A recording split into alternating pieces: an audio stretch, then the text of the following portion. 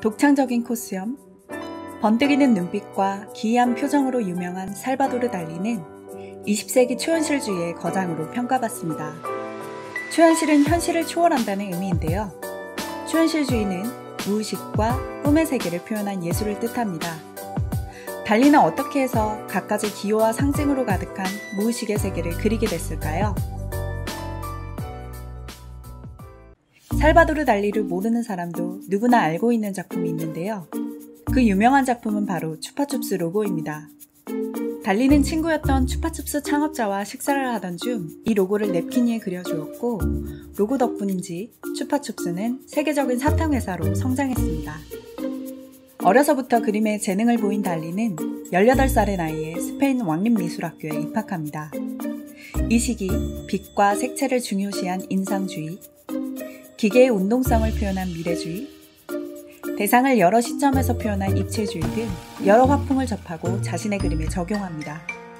그러면서 대상을 정확하게 표현하는 달리의 강점이 드러나게 되는데요. 자신의 여동생을 그린 두 초성화에 이러한 화법이 잘 나타나 있습니다. 달리는 24살의 나이에 파리로 건너가 초현실주의 화가들과 교류하게 됩니다. 당시는 제1차 세계대전이 끝난 시기로 사람들은 전쟁을 야기한 이성적 사고에 회의감을 느끼고 있었습니다. 이때 정신분석학자 프로이트가 의식 아래 무의식의 세계가 존재한다는 것을 밝히고 꿈에서 무의식이 드러난다고 주장했습니다. 프로이트의 영향을 받은 초현실주의 예술가들은 무의식의 세계를 표현해서 상상의 세계를 회복하려 했습니다. 초현실주의 화가들은 기존과 다른 기법으로 그림을 그렸는데요. 달리는 사물을 엉뚱한 장소에 놓거나 사물의 형태를 변형시키는 방식을 사용해서 익숙한 사물을 낯설게 보이도록 만들었습니다. 달리는 이런 자신의 그림을 꿈의 사진이라고 표현했습니다. 이 그림은 달리의 대표작이라 할 만큼 유명한 기억의 지속입니다. 이 그림에서 녹아내리는 시계가 인상적인데요. 달리는 태양 아래서 녹아내린 치즈에서 아이디어를 얻었다고 합니다. 우리는 지루한 때는 시간이 느리게 가는 것처럼 느끼기도 합니다. 녹아내리는 시계를 보면 시간이 멈춘 것 같은 꿈의 세계를 보는 것 같습니다. 한편 전면의 시계 위에 개미떼가 보이는데요.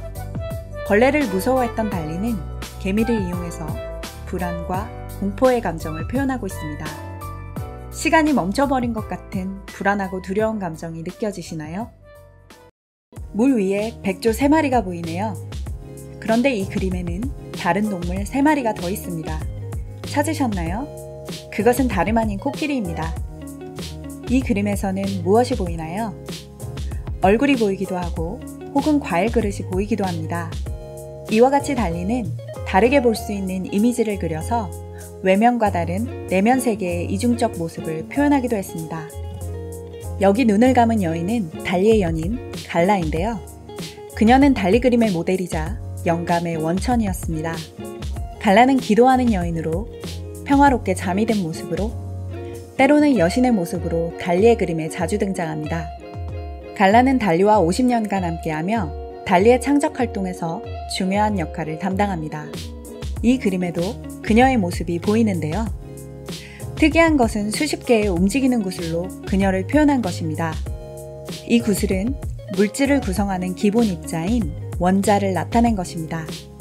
1932년 원자의 구조가 모두 밝혀지면서 모든 물질이 원자로 구성되어 있다는 사실이 알려졌고, 이를 바탕으로 개발된 원자폭탄이 1945년 일본에 떨어진 사건은 전 세계를 충격에 빠뜨렸습니다.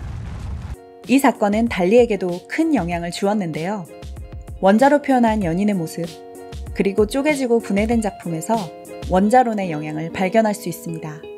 이 사진은 1948년 작품 달리 아토미쿠스인데요. 우리말로 달리 원자론으로 해석할 수 있습니다. 사진 속 달리는 껑충 뛰어올라 있고 고양이와 의자 등 사진 속 모든 대상이 공중에서 서로 떨어져 있습니다. 이 사진은 무엇을 표현하는 걸까요? 모든 원자는 서로 겹쳐질 수 없기 때문에 원자로 구성된 모든 물체 역시 서로 닿을 수 없다는 개념을 표현했다고 합니다. 컴퓨터 그래픽이 없던 시절 수십 번의 촬영을 통해 얻은 사진이라고 하네요. 달리는 다양한 장르에서 활약했는데요. 영화계의 거장인 알프레드 히치콕 감독의 영화에서 커다란 눈이 나오는 꿈의 장면을 연출하기도 했습니다.